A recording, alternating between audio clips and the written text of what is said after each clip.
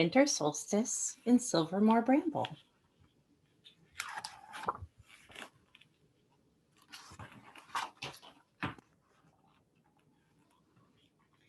Gray daybreak crept over Silvermoor Bramble, where Thimbleberry was still sleeping softly in her tiny home, unaware of the enterprise that awaited her. The first flurries of snow were whispering past her windows, but she felt no chill within the blanket cocoon. Her blanket was her most favorite possession. Warmth came not just from the thistledown used to crochet it, but also from her grandmother's love in every stitch, hugging her whenever she wrapped herself in it.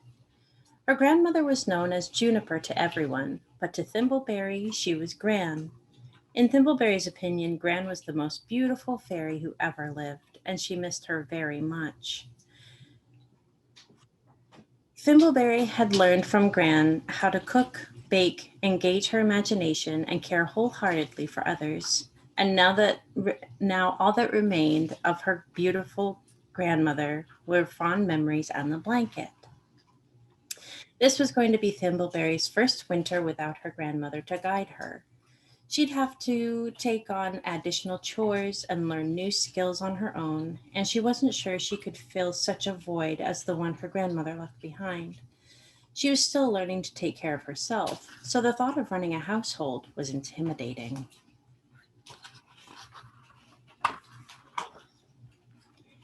Downstairs, her grandfather Elderberry was bustling about the kitchen preparing a hot breakfast for them to share. He had stocked the larder full of hearty provisions for the upcoming cold months, and with the bitter wind blowing, he decided to make use of such staples.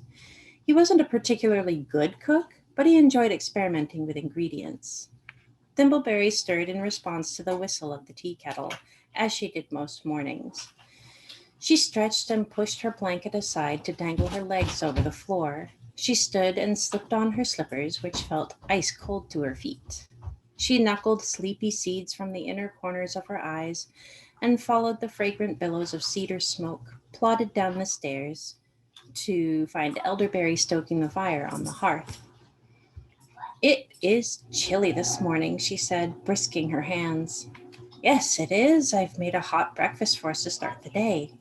Porridge was Thimbleberry's least favorite breakfast, and Elderberry had added pickles to it. She fought the urge to wrinkle her nose at her bowl and instead expressed gratitude for her grandfather's efforts. "Thank you," she said. "After we eat, I'll go out to chop some more firewood." "Not today." He paused and stared at her, waiting for her to remember. "You've got more important matters at hand," Elderberry reminded her. Now Thimbleberry was wide awake and suddenly very anxious. She realized then that it was 5 days before the winter solstice of her 80th year, and she was to meet with witch Hazel Goodfay. Folklore of Silvermoor says that bramblefolk are always wingless until their 80th winter solstice, and then they only receive their wings when they deliver gifts to the witch. Those who do not present the correct gifts are banished from Silvermoor Bramble forever. Nobody knows prior to meeting Hazel Goodfay what she will ask of them. They learned this only when they solved the riddles of the Nefera Sestrarna, soothsayers of Sentinel Tor. 5 days before their 80th winter solstice, the Bramble folk embark on their visits to each of the Nefera Sestrarna, first to the spring prophet, and then to the summer, autumn, and winter prophets on the following days until the solstice. The oracles impart riddles to their Bramble folk. The puzzles, when solved, reveal what Hazel wants and the outcome upon her satisfaction. There are terrifying stories of failings who were not able to solve the riddles, nor could not find the objects requested. Those unsuccessful fairies were removed from Silvermoor in the most horrible ways. One such occasion was Lingonberry's disastrous presentation. She had been the most admired of the young fairies for her gorgeous hair and lovely features. All of the failings wanted to look as beautiful as her.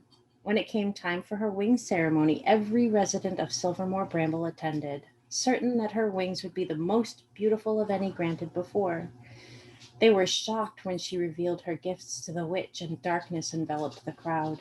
Hazel announced that Lingonberry's efforts were not completed, as she was to have brought a raven's feather and instead had proffered a robin's feather. This error came as a result of Lingonberry not paying full attention to one of the oracle's words, as she had been vainly primping at her reflection in a nearby stream. The arrogant young fairy wrongly heard robin, not raven.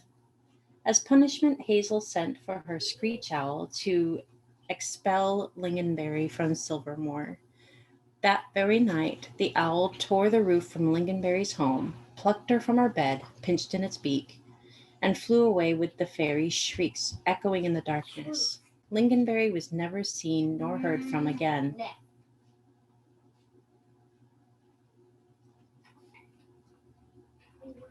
Another dreadful event occurred concerning the fate of identical brothers Bilberry and Huckleberry.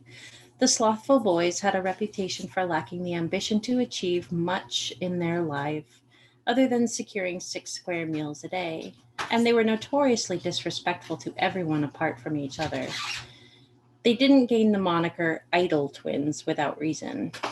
They were too lazy to even try succeeding in their quest for wings.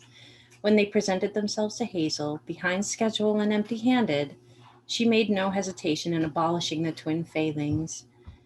She raised her arms above her head, and with a flash the earth opened beneath their feet, and just as abruptly as the soil swallowed them, it became whole again. The Bramble folk had learned to do everything possible to please Hazel Goodfay. Thimbleberry had suddenly lost her appetite as she recalled the events involving those who were defeated in their attempts to earn wings.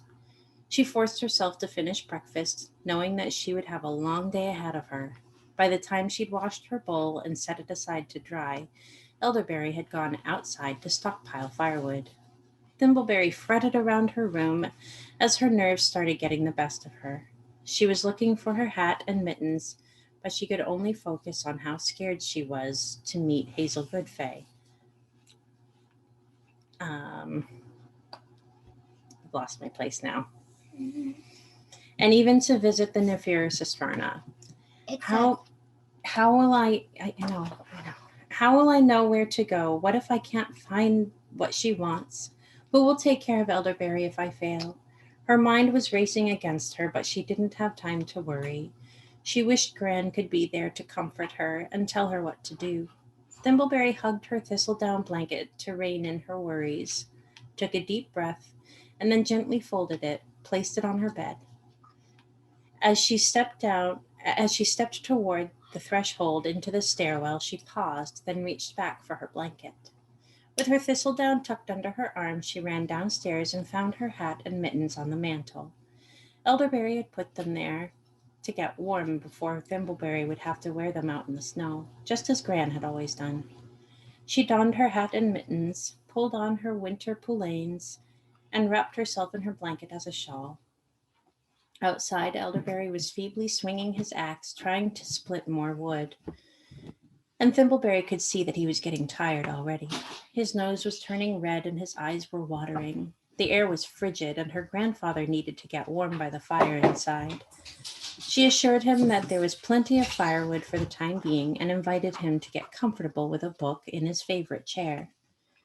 The gray dawn had blossomed into a purple morning with tiny snowflakes swirling from sky to ground. With Elderberry snug in his chair by the fire, Thimbleberry kissed his forehead and set out to Sentinel Tor, where she would confront the first oracle and begin her wing journey. And she is getting ready.